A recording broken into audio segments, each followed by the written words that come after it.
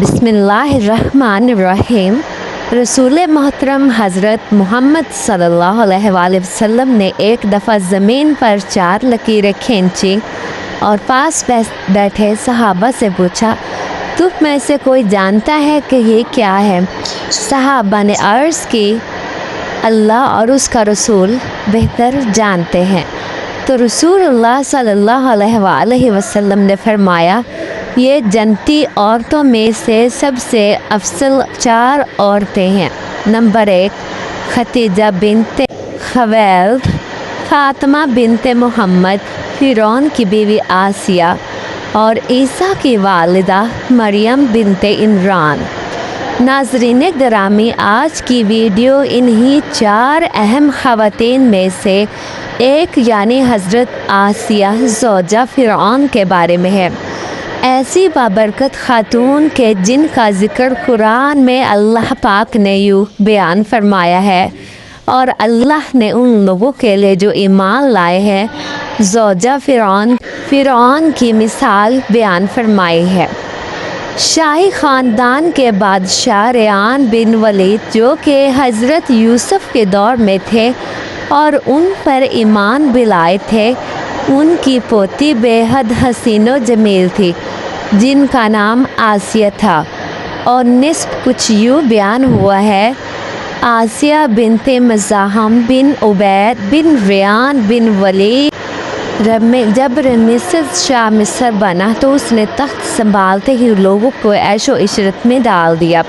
उसने ये फरमान जारी किया कि आज से सारे इस्राएली कब्तियों के ग़ुलाम होंगे। चनाचे इस्राएली ग़ुलामों की लिस्टें बनाकर हर एक घर में उनके नौकर रख दिया गया। फ़िरौन मिस्री लड़कियों का बेहद शौकीन था। उसके तख्त शाही पर बैठते ही इस्राएलियों ने अपनी लड़कियों को घरों से बाहर निकलने पर पाबंदी आयद कर दी। फ़िरौन ने भी जब हज़रत आसिया अलैहिस्सलाम के हुस्न के चर्चे सुने, एक दिन फ़िरौन ने हज़रत आसिया के सारे ख़ानदान को दावत पर मदऊ किया और वहीं पर उनके वालिद से हज़रत आसिया का रिश्ता मांगा।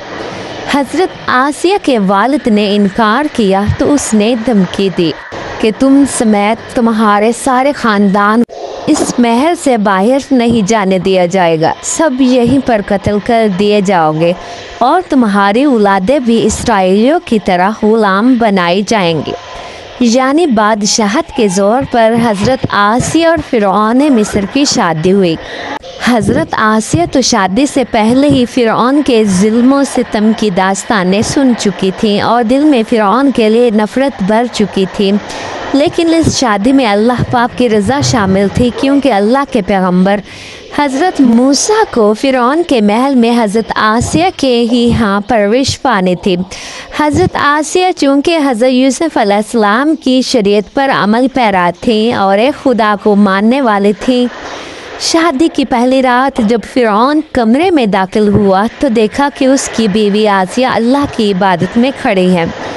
नाज़रीन गिरामी, यहाँ ये बात बताते चलें कि हज़रत आसिया से शादी करने तक फ़िरौन ने खुदाई का दावा नहीं किया था।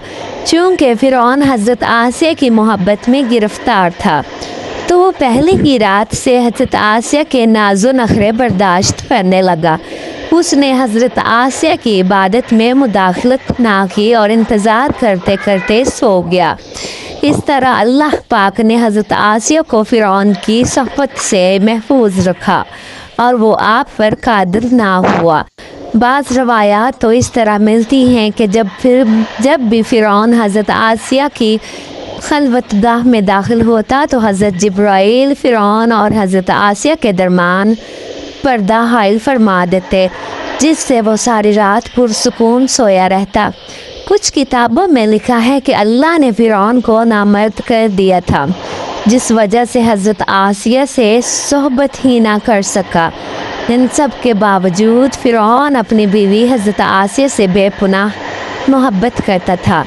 बाज़ रवायात में फ़िरौन के एक बेटी का जिक्र भी मिलता है, तो आपको बताते चलें कि वो लड़की उन्होंने किसी से लेकर पाली थी। फ़िरौन का हज़रत आसिया से प्यार ही था कि जब हज़रत موسیٰ علیہ السلام ایک صندوق میں ملے تو حضرت آسیہ کے کہنے پر اس نے حضرت موسیٰ کو اپنے گھر میں جگہ دے دی۔ حضرت آسیہ کی چونکہ کوئی اولاد ہی نہ تھی، اس لیے آپ نے حضرت موسیٰ کو اپنا بیٹا بنا لیا۔